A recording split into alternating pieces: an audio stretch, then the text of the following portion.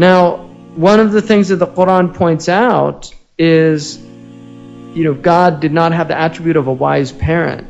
And there are hadiths that indicate that Allah has that care of a mother. The love of Allah for His servants is greater than the mother's love. But He said He would give the foolish children of this world what they want. And this is one of the things about the world, is that most people are so spiritually immature, because you can have an adult emotionally, you can have an adult intellectually, you can have an adult sensually. Somebody can go out and fornicate and do all those things. It's an adult, essentially. A child can't do that, but an adult can. Somebody can go and work in the world with their mind and acquire wealth and do all these things as an adult. A child can't do that.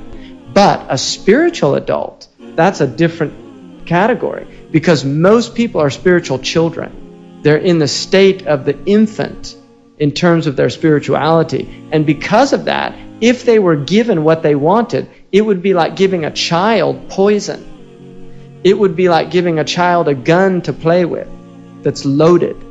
And this is why the Quran says, what? Is it they who divide up the mercy of your Lord? We have divided among them their livelihood in the life of this world, and raised some of them above others in rank. So some take others in forced labor. And that forced labor here, it's the idea of using them, not oppressing them.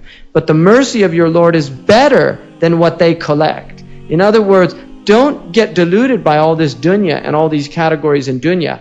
To strive for the akhirah is better. The mercy of your Lord is a higher thing. Were it not that people would be a single community through ingratitude and truth concealing, in other words through kufr, we would have appointed for those who have kufr toward the merciful roofs of silver to their houses, stairs whereof to mount, and doors to their houses, and couches whereon to recline and ornament. Surely all of this is but the enjoyment of the life of this world.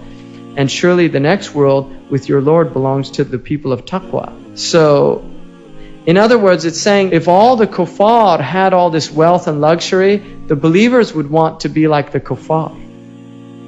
And that's one of the signs of the end of time, is that people want to be like the non-Muslims. That's one of the hadiths, is that people imitate the non-Muslims. When the Muslims had all their wealth and it was the non-Muslims that didn't have anything. So the Muslims, they looked at Europe, the Europeans had nothing to offer the Muslims. So they never got deluded. Whereas now the tables have been turned, and all you have is the Quran, which should be enough. Because if you read those verses, you would have the guidance to see that's not the real thing, that there's something different.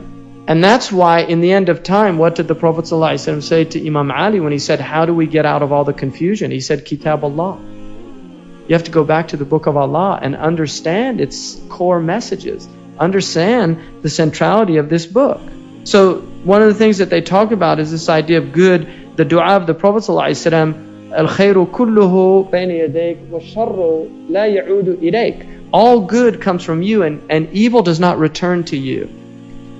And the reason for that is because the essence of Allah subhanahu wa ta'ala is Qudsiyah, it's purity. And there's no room for evil. There's no room, because evil is absence. It's like darkness. Darkness is the absence of light. Evil is the absence of good.